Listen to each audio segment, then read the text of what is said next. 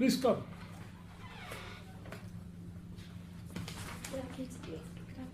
Good afternoon. Would you please say good afternoon a little more audibly? Good afternoon, sir. Good afternoon. Please take a seat. Thank you, sir. Your name is Shrusti? Shrusti, sir. Shrusti. And you are a chemical engineer and you had outstanding academic career. Thank you, sir. And you took sociology. Yes, sir. You found it interesting? Yes, sir. What part of sociology as a discipline you found relevant in today's situation? Sir, with regard to the women empowerment and with regard to the condition of women that we see today, very much reflects, as I have studied, it shows the, for example, the different parameters like the sex ratio, the kind of violence that is taking place against women. I see the parallel in the practical life in India today. And a lot of other, for example, they talk about, the sociology talks about the social structure, which tends to continue the patriarchal mindset, and it is entrenched. So these are some of the observations which I found relevant today. Okay. You see, Prime Minister recently said that it is time we move from women's empowerment to women-led development. What exactly did he have in mind?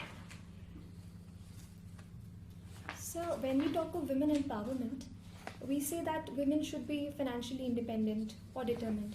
So it's like a second person telling the woman to be in the place what she is. When we say women-led development, it is the woman taking control, and she is the one who is leading the development in different fields. Are you aware of the Grameen Bank movement of Bangladesh, led by Dr. Yunus? Yes, sir. What was this main feature of Grameen Bank initiative, which might be relevant to the matter that we are discussing now? Yes, sir. In what way? Could you tell us? Sir, the quality of thrift and microfinance, developing that in women. He found that women are enterprising, and if they are given adequate credit facility and support, they can really nurture any business. So he actually, as far as I remember, sir, he collected women and he provided them with credit, and he found that about 95 to 98% returning rate was there for the credit, and the entrepreneurship was also flourishing really well. So was it a case of empowerment or something more than that? So I would call it something more than empowerment, because besides themselves getting empowered, the women were taking their own families out of the sheer poverty that they were facing. So would you agree that this was a case of women-led development? I'd say a starting case. Yes, sir. I would agree with you. Could you think of some areas where women-led development could be feasible in our country right now? So can I take a minute to think? Yes.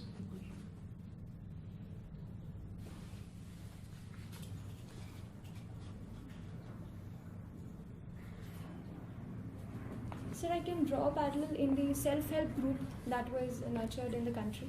Self-help group also, majority of the ones which are in country today are all women groups, and they have been really successful. This is the first one, I'll say, for a women-led development.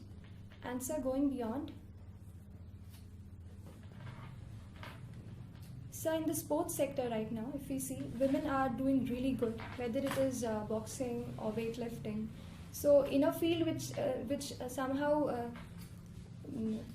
feels that it is a masculine field, but then women are coming up really well in badminton and tennis.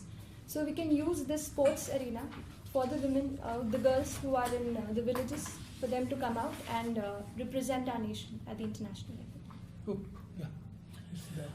I'm quite intrigued by your email address, which is Shrusti's back.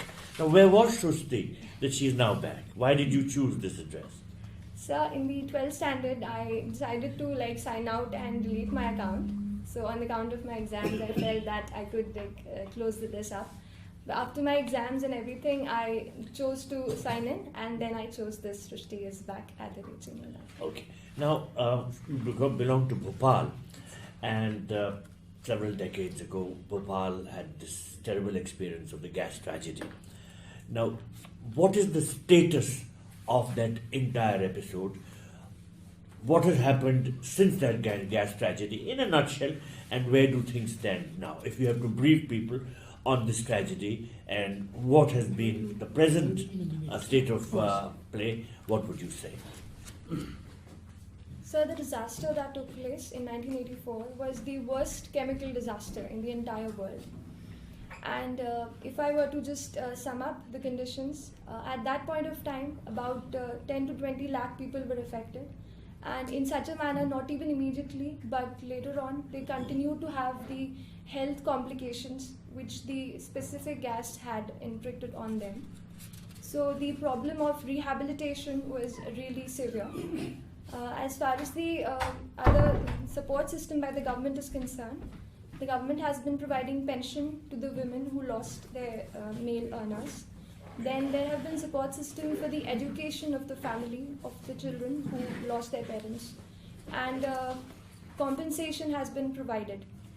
But if I were to also highlight certain challenges, the factory area in which the explosion took place and the gas leaked, even today the soil is contaminated and the decontamination has not been possible.